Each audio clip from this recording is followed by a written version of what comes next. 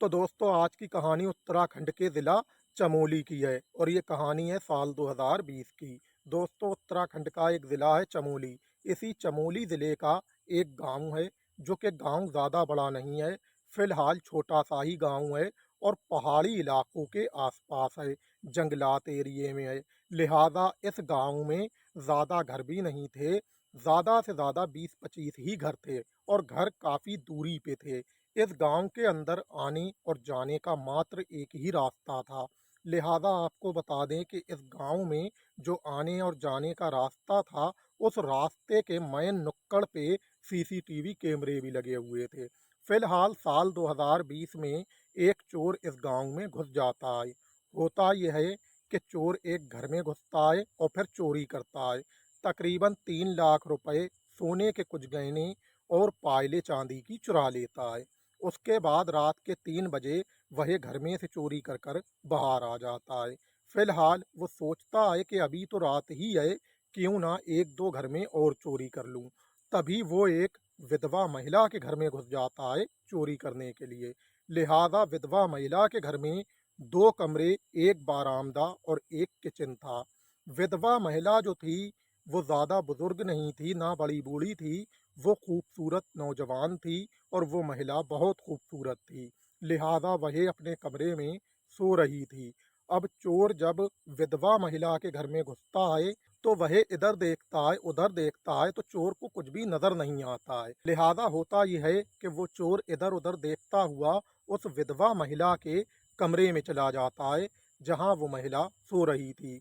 लिहाजा खूबसूरत नौजवान महिला को सोता देखकर अब चोर के शरीर में उत्तेजना पैदा होने लगती है और वह महिला को देखने लगता है घूर के, उसके पूरे जिस्म को टटोलने लगता है। फिलहाल आपको बता दें कि आया तो चोर चोरी करने था, लेकिन अब उसके मन में कुछ और ही चलने लगा था। वो उस महिला की खाट पे बैठ जाता है और उसके जिस्म पे हाथ फिराने लगता है गलत नीयत से। होता यह है कि उस महिला की आंख खुल जाती है और जैसे ही आंख खुलती है तो वह खाट के नीचे घुस जाता है महिला की। महिला उठती है हड़बड़ा के, इधर देखती है उधर देखती है, दाएं देखती है बाएं देखती है, लेकिन कहीं उसे कोई नजर नहीं आता है। फिलहाल वो महिला ये समझ गई थी कि ज़रूर मेरे कमरे में कोई आया है और किसी ने मुझे छुआ है, लेकिन उसे जब कोई नज़र नहीं आता है तो वह जाती है और एक गिलास पानी पीती है। उसके बाद लेट जाती है। वह महिला सोचती है कि हो सकता है मैं सो रही थी, कोई ख्वाब दिख गई हो। लिहाजा इधर चोर जो था खाट के नीचे लेटा तो वह जगा हुआ था, वह सो गया। दोस्तों वह घोड़े बेच के सोने लगता है और बेखबर सोता है। ये जो महिला थी इसका नाम रूबी है और चोर का नाम मुकेश है। होता यह है कि ये महिला भी सो जाती है और फिर उठ जाती है 2 ढाई घंटे के बाद, क्योंकि अब सवेरा हो चला था। लिहाजा सवेरे सवेरे गांव की सभी महिलाएं और गांव के लोग जाया करते थे शौच करने के लिए पहाड़ियों की तरफ। वो महिला रूबी भी उठती है और शौच के लिए चली जाती है पहाड़ियों की तरफ। तभी उसे उसके गांव की महिलाएं मिलती हैं और कहती हैं, क्या तुमने कोई चोर देखा, तुम्हें चोर नजर आया? गांव में एक चोर घुसा है रात को और उसने फला फला इंसान के घर में चोरी की है, 3 लाख रुपए चुरा लिए और सोने के कुछ गहने चुराए हैं, वहीं चांदी की पायलें चुरा ली हैं। लिहाजा कहती है रूबी कि नहीं, मुझे तो कोई नज़र नहीं आया है, ना मैंने चोर को देखा है। फिलहाल मुझे ऐसा डाउट हुआ रात में जैसे किसी ने मेरे शरीर को छुआ है, लेकिन मैंने उठ के पूरे घर में देखा, हर तरफ देखा, लेकिन कहीं मुझे कोई नज़र नहीं आया। तो मैंने सोचा कि हो सकता है ख्वाब दिखी हो, क्योंकि मैं सो रही थी। तभी मैं एक गिलास पानी पीती हूँ और फिर से लेटकर सो जाती हूँ। उसके बाद सवेरा हो जाता है तो मैं शौच करने के लिए यहाँ आई हूँ पहाड़ियों में। लिहाजा होता यह है कि शौच करके जब रूबी वापस अपने घर आती है और अपने कमरे तक जाती है, जब वह अपनी खाट के नीचे देखती है तो देखती है कि एक व्यक्ति खूब बेखबर सो रहा है। लिहाजा होता यह है कि फ़ौरन ही रूबी समझ जाती है कि शायद ये वही चोर है जिसका अभी शौच करने गई तो गांव की महिलाएं जिक्र कर रही थीं। फिलहाल रूबी सोचती है क्यों ना गांव के लोगों को बुला के इसे पकड़वा दिया जाए। रूबी सोचती है कि खामोखा में बेचारा पिट जाएगा और इसे इतना मारेंगे गांव के लोग कि हो सकता है ये मर जाए। लिहाजा रूबी को मालूम था कि कुछ दिन पहले एक चोर पकड़ा गया था जिसे गांव के लोगों ने इतना मारा था कि उस बेचारे के प्राण ही निकल गए थे। इसीलिए रूबी किसी से नहीं कहती है, वह झाड़ू लेके आती है और झाड़ू से उसे जगाने की कोशिश करती है, लेकिन वह बेखबर सो रहा था, वह उठता ही नहीं है। तभी रूबी एक गिलास में पानी लाती है और उस चोर के मुंह पर डाल देती है, जिससे वो चोर उठ जाता है और फिर हड़बड़ा के दरवाजे की तरफ भागने लगता है। लिहाजा होता यह है कि रूबी पूछती है कि तुम मेरे घर में क्यों छुपे हुए हो?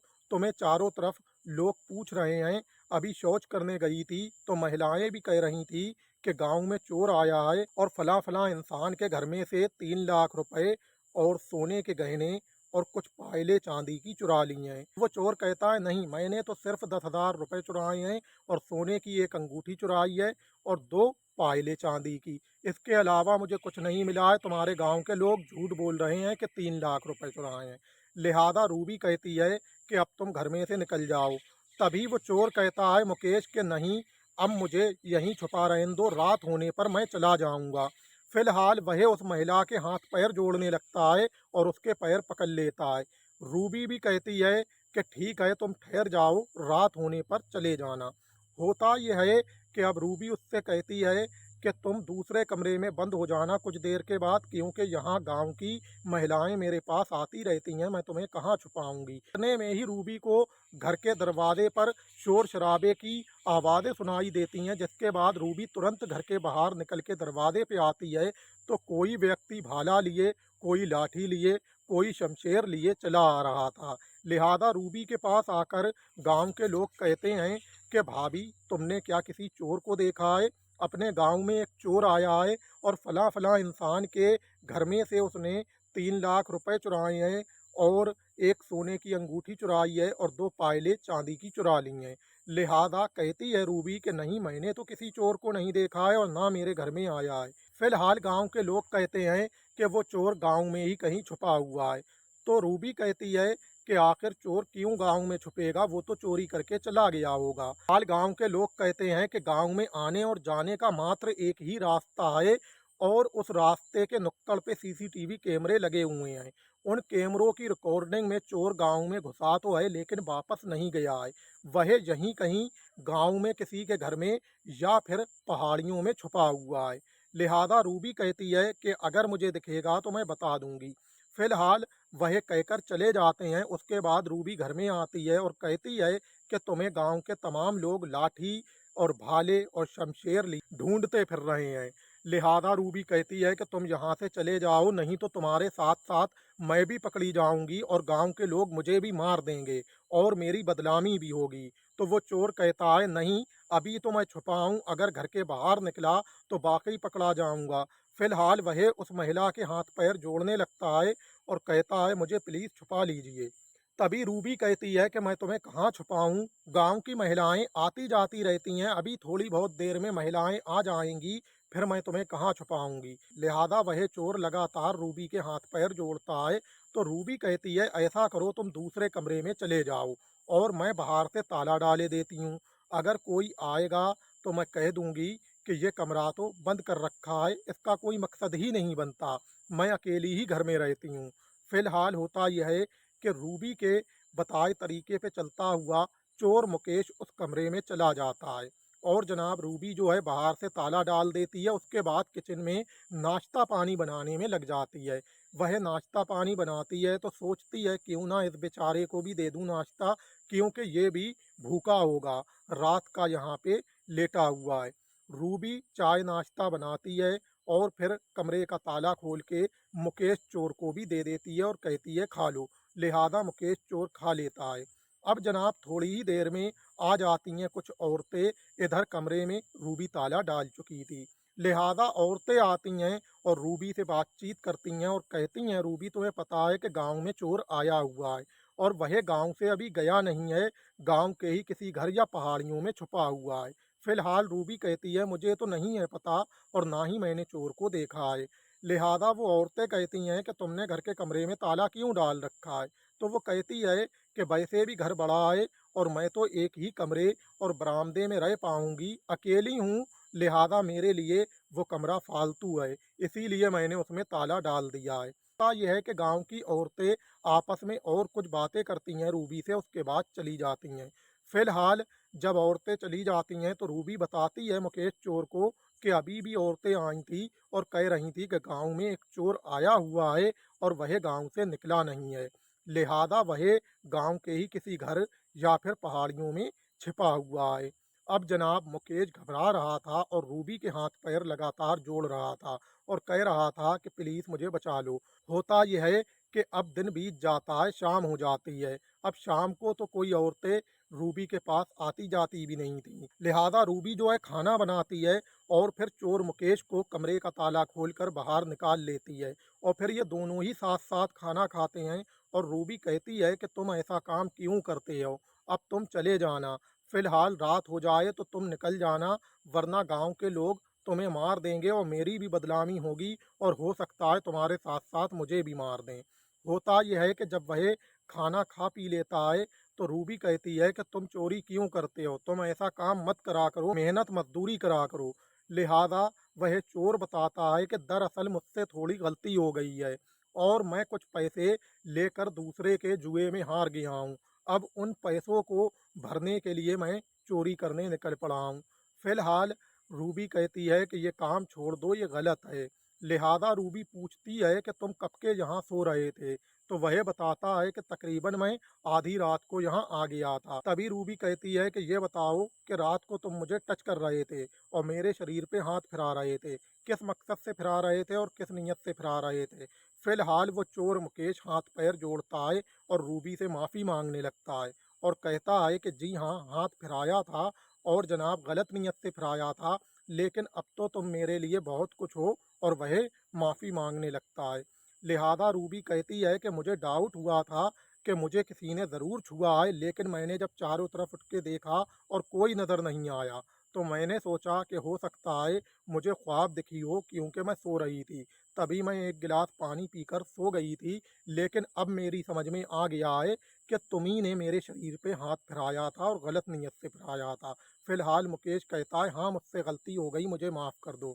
लिहाजा होता यह है कि अब रात हो जाती है और रात में जब कहती है रूबी कि अब तुम निकल जाओ, होता यह है कि जो पैसे चोरी करके चोर मुकेश लाया था और सोने की अंगूठी और चांदी की पायलें लाया था, वो कहने लगता है रूबी से कि ये सब तुम रख लो और मैं जा रहा हूँ। रूबी कहती है नहीं, ये चोरी का माल मैं नहीं लेऊंगी, तुम ले जाओ। होता यह है कि वह चोर लेकर निकल पड़ता है और जिस घर में से उसने चोरी करी थी उसी घर में फेंक कर वह भाग जाता है। अगले ही दिन सारे में हंगामा हो जाता है कि चोर ने जो पैसे और जनाब सोने की अंगूठी और पायलें चांदी की चुराई थी वो सबकी सब मिल गईं और उसी घर में फेंक गया है। लिहाजा होता यह है कि अब चोर चला जाता है और जनाब रूबी उसे याद करती रहती है, लेकिन वो चोर दोबारा मुकेश रूबी को कहीं नज़र नहीं आता है। तकरीबन 6 माह के बाद ये दोनों मिलते हैं एक बाजार में, और बाजार में जब रूबी और चोर मुकेश मिलते हैं तो दोनों ही एक दूसरे से खूब बातें करते हैं अलग में जाके और जनाब बहुत खुश होते हैं। तभी रूबी कहती है कि मैंने तुम्हें कई एक बार याद किया लेकिन तुम दोबारा नज़र ही नहीं आए।